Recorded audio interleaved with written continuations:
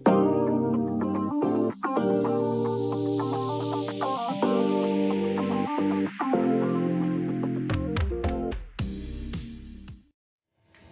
là, on est intervenu, on a remplacé la vanne de service BP, on a remplacé également la vanne de service HP, donc on a branché nos flexibles dessus. On a remplacé aussi le pressostat HPVP, hein, on voit les flexibles ici, enfin les flexibles, les raccordements avec du tube capillaire qui a été remplacé aussi. On a les vannes ici qui ont été remplacées, vannes au niveau de l'aspiration, et la vanne sur la ligne liquide. Donc ça c'est des vannes qui sont installées sur des installations de type pédagogique, hein. Dans la réalité normalement on n'a pas ces vannes là. Donc nous elles nous permettent de faire quelques manipulations. Mais bon, du coup elles ont été remplacées parce qu'elles ont été manipulées un grand nombre de fois et donc il fallait les remplacer. Et on a remplacé aussi. Et donc du coup on a remplacé aussi le filtre déshydrateur. À partir du moment où on ouvre le circuit, systématiquement on change le filtre déshydrateur. Donc il y a eu un dijon qui a été fait ici pour pouvoir justement le remplacer plus facilement les prochaines fois lorsqu'on va intervenir sur l'installation. Ok, donc là du coup je repars sur un test d'étanchéité à l'azote, puisque à partir du moment où j'ai ouvert le circuit, on ne peut pas remettre de fluide frigorigène tant que on n'a pas testé l'étanchéité. D'accord. Et on teste l'étanchéité avec de l'azote. C'est-à-dire qu'on va injecter de l'azote ici, c'est de l'azote de frigoriste, hein, qui est ici. Donc c'est de l'azote de type U. Je mets la vidéo sur pause juste pour ouvrir une petite parenthèse. Donc là je ne le montre pas sur la vidéo, mais il faudra bien sûr veiller à ce que toutes les vannes du circuit soient ouvertes. Donc on a bien sûr les deux vannes manuelles qu'on a remplacées avec les têtes rouges, mais aussi il faudra veiller à ce que l'électrovanne soit aussi ouverte. Et pour cela, donc on va installer ce qu'on appelle un aimant permanent, comme on peut le voir ici. Donc on va retirer la bobine, l'électroaimant qui se trouve généralement et qui est de couleur bleue au-dessus de notre vanne, et on va placer donc un aimant permanent pour justement libérer le passage de l'azote sur cet endroit de l'installation. Ok. Et c'est le type U, c'est de l'azote déshydraté. Puisque l'idée, c'est de limiter un petit peu l'injection d'humidité dans le circuit, parce qu'on pourrait prendre à la limite de l'air comprimé et puis l'injecter dans le circuit, mais le problème, c'est que dans l'air, il y a de l'humidité. Et l'huile qui est contenue à l'intérieur du compresseur ici, le mélange humidité plus huile, ça fait de l'acide. Donc du coup, ça, c'est pas très bon. Donc c'est pour ça qu'on essaie de limiter un maximum au moment du test d'étanchéité, l'injection d'air dans le circuit. Donc là on va mettre de l'azote ici, donc c'est assez simple, hein. Vous voyez, hein, je me branche ici directement sur le mano détendeur ici. Donc là, à ce niveau là, qu'est-ce qu'on a? On va ouvrir la bouteille, on va voir combien en pression on a. Donc j'ouvre ici la bouteille, hop. Et donc là, la bouteille d'azote est pratiquement pleine, hein, on est à pratiquement 200 bars. Et là, je vais tester l'étanchéité de mon circuit. Et là, on va pas pousser trop haut, hein, on va mettre à peu près 5 bars. Là, je suis au-dessus, donc là, je suis à 0, là, 10, 20. Donc là, je vais mettre sur la petite aiguille. Là, je suis au-dessus de 5 bars. Donc c'est très bien, hein, on va pas aller plus loin. C'est pas la peine de martyriser le circuit.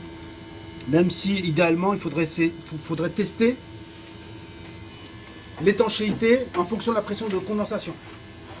Si par exemple je suis à 10 bars en condensation, il faudrait essayer de monter à 10 bars. D'accord? Donc là on a déjà testé l'étanchéité à de nombreuses reprises. C'est pas la peine non plus de trop martyriser l'installation. Donc on va tester à 5 bars. On est au-dessus de 5 bars, donc déjà c'est très bien. Ok? Donc là, bien sûr, il faut brancher les manos sur le circuit. Donc là on est parti, on est en train d'injecter de l'azote dans le circuit. Donc là j'ouvre mes deux manos et là je ferme maintenant. Voilà, je ferme mes deux ici, le HP et le BP. Et donc là vous voyez que je suis à 7 bars côté BP et je suis aussi à 7 bars donc côté HP. Donc à partir de là, on a injecté de l'azote dans le circuit. Donc là, c'est vrai que je ne l'ai pas expliqué avant, mais on a ici le flexible rouge qui va sur la bouteille de liquide qui est côté HP. D'accord? et le flexible bleu du manifold ici, d'accord, qui est branché côté B. Donc là, dans toute la tuyauterie ici, on a de l'azote à cette barre. Ok. Et pour tester l'étanchéité, donc maintenant, là je peux ranger ma bouteille, hein. C'est une bouteille qui est un petit peu encombrante, donc on va essayer de limiter un petit peu le matériel qui sert à rien. Donc là je ferme ma bouteille, donc elle est bien fermée. Je ferme bien mon robinet ici, voilà, et là je le mets ici et je libère la place. La bouteille d'azote par ici, et voilà, bouteille d'azote, je suis là. Donc maintenant, comment on teste l'étanchéité, messieurs? Faut quoi comme outillage? Détecteur de... Un détecteur de fuite? Non. Bah non, vu que c'est pas Ah du là là du là fluide. là là. Là, alors on va utiliser quoi alors pour rechercher la fuite? Hein? Presto. Ah, Presto Bulle. Presto Bulle, ça c'est la marque. Donc c'est une solution savonneuse. Donc je vais aller la chercher. Savonneuse. Donc du coup, là on a injecté notre pression d'azote sur le circuit. Qu'est-ce qu'on fait? On fait notre recherche de fuite méthodologique. Une recherche de fuite, ça se fait de façon méthodologique. On part de la sortie du compresseur et on fait tout le tour du circuit, élément par élément. D'accord? Donc là, bien sûr, nous on va se focaliser surtout sur les appareils qu'on a changés. Donc là, bien sûr, on a changé ici la vanne de service. Donc là, du coup, on va injecter une petite solution savonneuse. Hein, voilà, bon, je fais pas de la pub, hein, mais bon. C'est la marque Presto Bulle. Ok. Donc là, j'en mets un petit peu partout. Bah, j'en mets aussi sur mon raccord aussi au cas où. J'en mets aussi sur la vanne de service ici au niveau du presse étoupe. Voilà, donc là visiblement ça tient. Là, il y a une brasure ici, donc là, je teste aussi mon étanchéité à ce niveau-là. Après, je repars ici sur les vannes. Donc là, je vais sur la vanne de départ liquide ici. Et hop, j'en mets un peu. Voilà, hop. Et visiblement, ça va retenir. Donc là, on fait à la sortie de la vanne. Hein. Ok, on est parti. Ici aussi. Donc là, on fait notre recherche de fuite. Hein. Voilà, hein. Hop. Et là, visiblement, c'est du très très bon boulot. Ok, donc là, je continue hein, équipement par équipement, même si je ne suis pas intervenu sur les autres appareils, hein, les combats, les évaporateurs, etc. Il faut faire la recherche de fuite. Et là, je reviens ici sur ma vanne d'aspiration que j'ai remplacée. Donc même chose, hein. On n'hésite pas, hein. D'accord? On n'hésite pas à tester l'étanchéité. D'accord?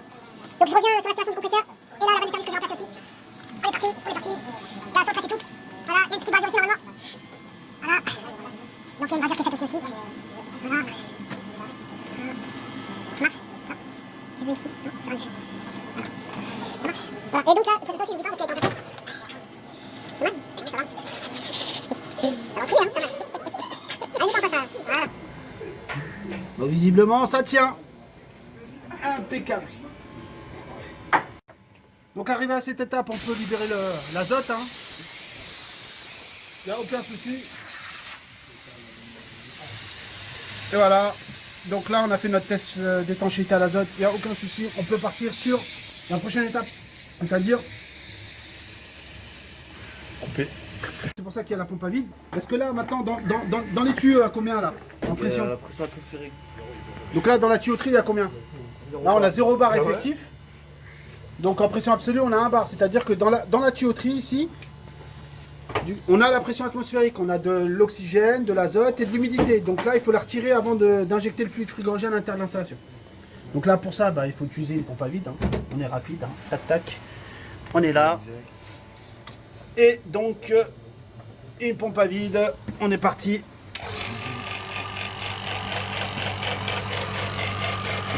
Donc là, on voit bien les robinets ici, BP et HP. Celui de la boîte service, il est ouvert. Celui-là, il est bien fermé. Et là, on est en train de descendre. Donc le souci, c'est qu'avec ces manos-là, c'est pas très précis. Donc là, il va falloir utiliser un vacuomètre. Donc je vais sortir un vacuomètre.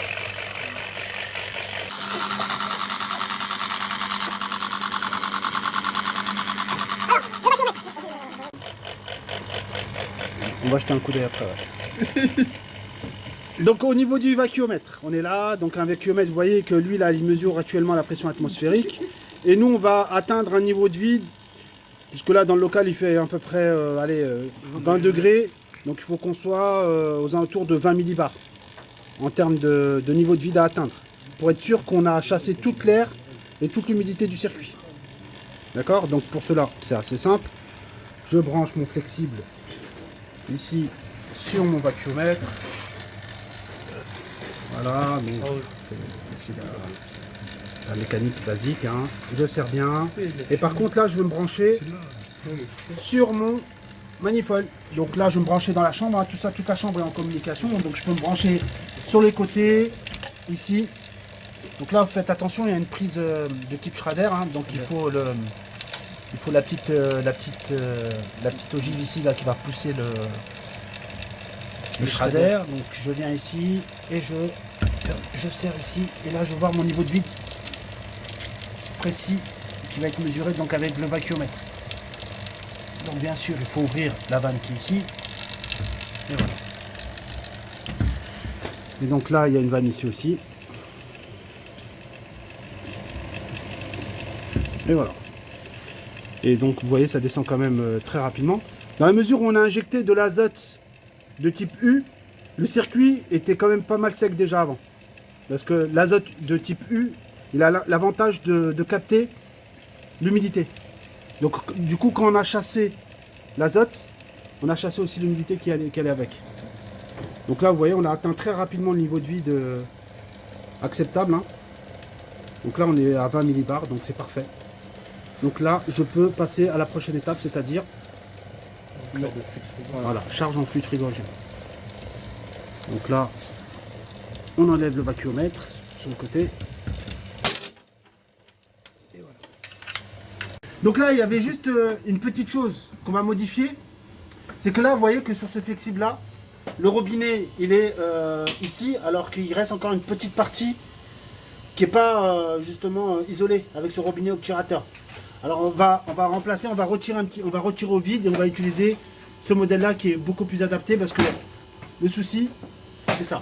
Regardez. C'est tout simplement que tout le circuit reste étanche. Ça, il n'y a aucun souci à ce niveau-là. D'accord? Toute cette partie-là de l'installation est étanche. Enfin, il a été tiré au vide, mais par contre, cette partie-là, il y a de l'air qui rentrait. Donc c'est toujours mieux d'avoir ce type de flexible. Hein. D'ailleurs, c'est celui qu'il faut avoir. Donc lui, il est tout neuf. Hein. Vous voyez la différence entre les deux. Voilà. Donc on est parti sur un remplacement de flexible. Donc du coup, là, j'isole ma vanne ici. D'accord? Comme ça, j'aurai uniquement cette partie-là, que la partie de ce flexible-là à isoler. Enfin, à retirer au vide. Puisque le circuit, on a dit qu'on avait bien atteint les 20 millibars. Donc celui-là, je le mets là-bas.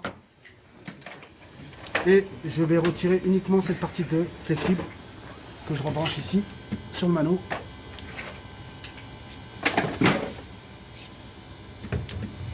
Voilà. Donc lui il est bien fermé pour l'instant. Comme ça il n'y aura que ce flexible là à tirer au vide. Donc je rebranche ici.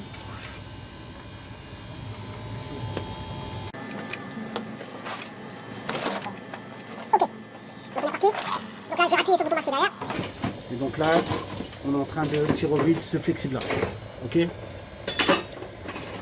Donc là, l'installation, hein, la pression est à remonter, donc c'est bon signe. Et là, j'ouvre là. Et là, je vais laisser tirer une minute, quelques instants, le temps de bien tirer au vide le flexible. Voilà. Donc une fois que j'ai fait ça, donc là, cette fois-ci, j'oublie pas de fermer le robinet qui est ici, hein. D'accord? Je ferme mon robinet qui est là. D'accord? J'éteins ma pompe à vide. Ok? Et là, je peux retirer le flexible. Jaune. Et là, on est parti sur la charge. Donc là, on avait stocké tout le fluide dans la bouteille ici, lorsqu'on a vidé l'installation. Et donc le fluide est à l'intérieur, on va le récupérer. Donc là, le circuit frigorifique est propre et il est prêt à accueillir le fluide frigorigène, hein, sans aucun souci. Donc là, il suffit de brancher. Donc là, vous avez deux robinets, un rouge et un bleu. Le rouge ici, c'est pour aller chercher le liquide au fond de la bouteille. C'est toujours plus simple. Et le bleu, lui, c'est un tube plongeur qui s'arrête en partie supérieure, qui lui va récupérer que les vapeurs. D'accord? Donc on va se mettre sur le rouge. Ça ira beaucoup plus vite pour transférer le fluide. D'accord? Donc là, je me suis branché ici.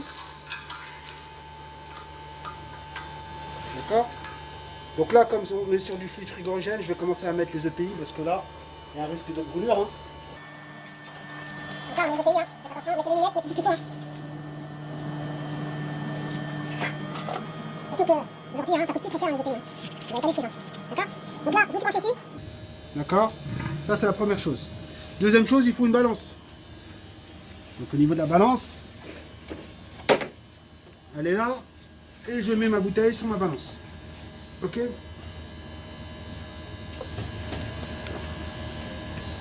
Bah, on va charger ce qui est écrit sur la plaque signalétique. Ok? Donc là, sur la plaque signalétique, il y a écrit 1,1 kg.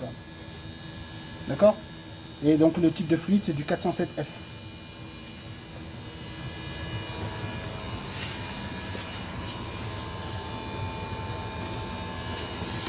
Donc là, du coup, qu'est-ce que je dois faire au niveau de mes manos? Le fluide, je vais le charger de quel côté? Côté HP ou BP? HP. Donc alors, Faut se fermer. je ferme le BP, très bien. Et ouvrir le. Très bien. Donc là, je ferme le bleu ici. Je l'isole en fait. On isole cette partie-là. Et donc là, le fluide, quand il va arriver là, il ne pourra pas aller côté BP. Par contre, il faudra envoyer côté HP. Et HP, on va où? On va dans la bouteille. On va directement dans la bouteille. Stock dans la bouteille. Ok? Donc on est parti. Hein. Et donc là, on ouvre la vanne. Du coup, là, on peut ouvrir. J'ouvre ici. Et là, j'ai un œil aussi en même temps sur la balance. Et voilà.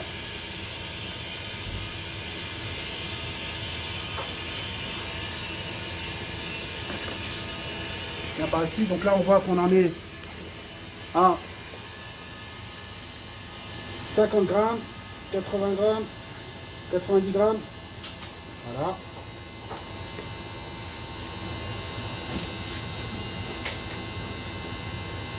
Voilà.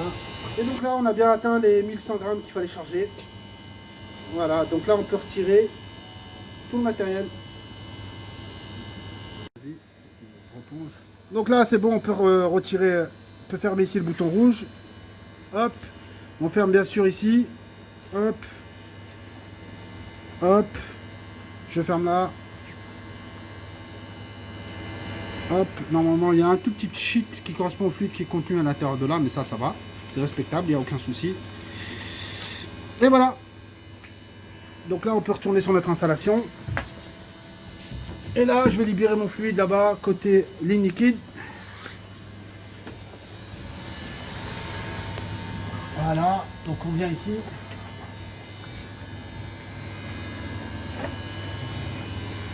Donc là on voit que sur le voyant il y a du liquide qui traverse. Voilà. Et normalement notre installation va se mettre en route. Voilà. Donc là, comme le pressostat BP est neuf, il y a un petit réglage à faire au niveau de la consigne.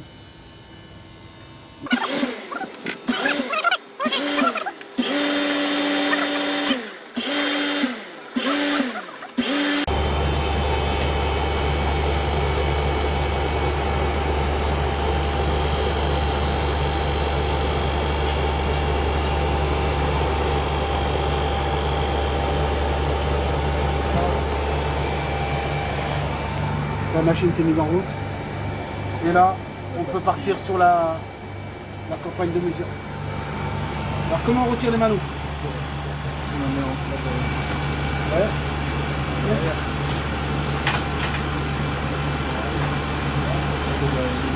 Donc, non, déjà on ferme toujours la HP en premier. D'accord? Dessert. Je vais refaire Je peux tout refaire là. Là, je vais manipuler le carré de manœuvre. Donc là, je la mets en cale arrière. C'est-à-dire que je desserre. Voilà. Donc là, j'ai mis en cale arrière, c'est très bien. Et je resserre en presse et tout.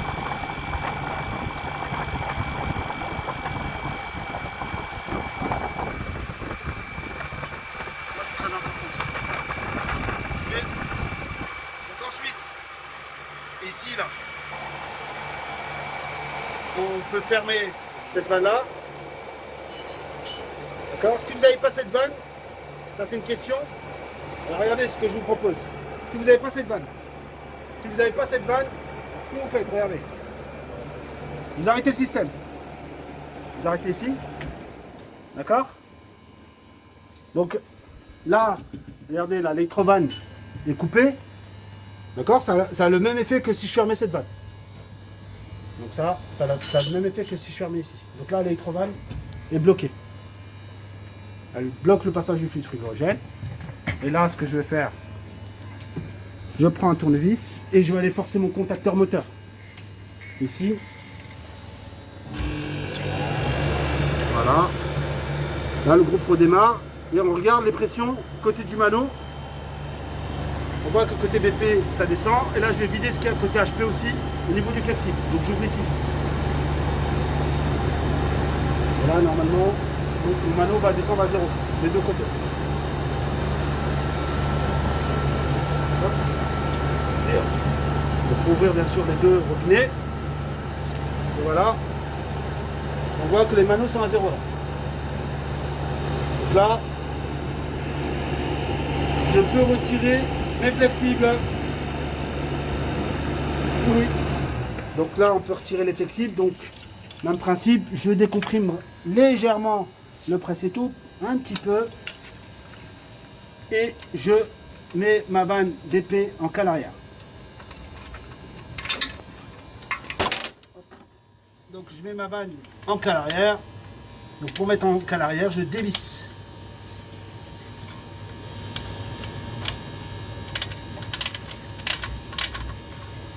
Voilà. Bien sûr, j'oublie pas de recomprimer le presse-étoupe. D'accord?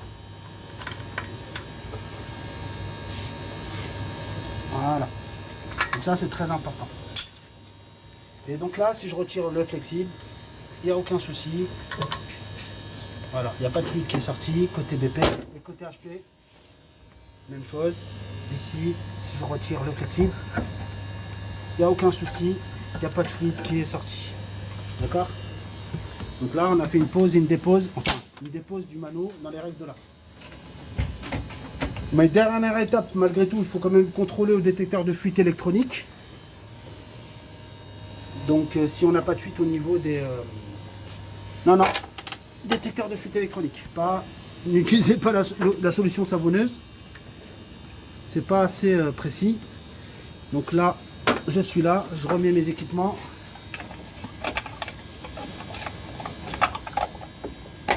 Voilà. On a un deuxième électron normalement pour la vanne de service ici. On va voir. Voilà. Un petit coup de clé. Hop. Hop. Hop. Voilà. Là, on a un petit coup de clé. Dernière étape, après une intervention, toujours contrôlée au détecteur de fuite électronique. Donc là, on est parti sur ce modèle-là. Hein.